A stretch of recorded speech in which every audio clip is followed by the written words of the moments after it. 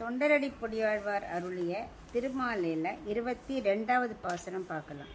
பேசிற்றே பேசலல்லால் பெருமை ஒன்று உணரலாகாது, ஆசற்றார் தங்கட்கல்லால் அறியலாவானும் அல்லன், மாசற்றார் மனத்துளானை வணங்கி நாம் இருப்பதல்லால், பேசத்தான் ஆவதுண்டோ பேதை நெஞ்சே நீ சொல்லாய். இப்போ இதுக்குள்ள அர்த்தம் பார்க்கலாம். 20வது பாசனத்தில் முதல்ல பெரிய தொண்டரடி பொடியாழ்வார் என்ன சொன்னார்? ஆயுசீர் முடியும் தேசும் அடியரோர்க்கு அகலலாமே, அதாவது பகவானை விட்டு தேகம் பிரியவே முடியாது அப்படின்னு. அடுத்த பாசுரத்தில் மனசை பற்றி சொல்கிறார். மனசால் பகவானை முழுசாக நினைக்கவே முடியாது.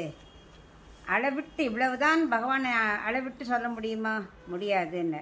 22ல் அவரோட பெருமைகளை பேசி முடிக்க முடியவே முடியாதுன்னு சொல்கிறார். அதாவது அவருடைய பெருமையை உணரவும் முடியாது, அதை பற்றி நம்ம பகவானை விட்டு விலகவும் முடியாது. மனம் வாக்குக்கெல்லாம் அவர் அப்பாற்பட்டவர், அவரை நன்னா உணரவும் முடியாமல் இருக்கும். அறிவில்லாத மனமேன்னு சொல்கிறார். நீ எல்லாம் தெரியுங்கிறையே முடியாது, நாம எதுவுமே பேச முடியாது, அதுவும் புதுசாக பேசவே முடியாது, இருக்கிறத பேசியே முடிக்க முடியாது. ராமானுஜர், பட்டர், கூரத்தாழ்வார், பெரியவாச்சாம்பிள்ளை போன்ற பெரியவர்கள்லாம் அவள் மட்டும் என்ன பண்ணுவா? புதுசாக பேசவே மாட்டா. வியாசர், சுகர், வால்மீகி, போதாயனர் இவா மாதிரி பெரிய பெரிய மகான்கள் பேசினது தான் அவளும் பேசுவாள். யாரும் புதுசாக பேசவே முடியாது, பேசி முடிக்கவும் முடியாது. பகவானோட பெருமையில் ஒரு சிறு பகுதி கூட நம்மளால் அறிந்து உணர முடியாது. பெருமாளை நினைக்கணுமானா நம்ம அவர் தான் உபாயம், அவரே வழின்னு போகணும். வேறு ஒரு வழியை நம்ம உபாயத்தெல்லாம் அடைஞ்சுடலாம் அப்படின்னு நினச்சா அது குற்றமாயிடும். அதே மாதிரி வேறு ஒரு பயனுக்காக நம்ம பெருமாளை நினைச்சாலும் அதுவும் குற்றம்.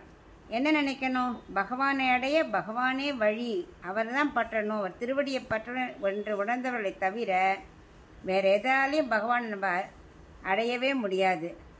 வேறு ஒரு பயனுக்காகவும் வணங்காமல் வேறு ஒரு உபாயத்தையும் தேடாமல் இருந்தால் தான், அவரே தான் வேணுங்கிற எண்ணத்தோடு அவர் திருவடியை பற்றினா மட்டும்தான் நம்மளால் பகவானை அடைய முடியும். அதை விட்டுட்டோ வெறும்னு சொல்கிறதுனால ஒரு பெருமையும் கிடைக்காது. பேதை நெஞ்சே அப்படின்னு தன் நெஞ்சிட்ட சொல்லிக்கிறார்.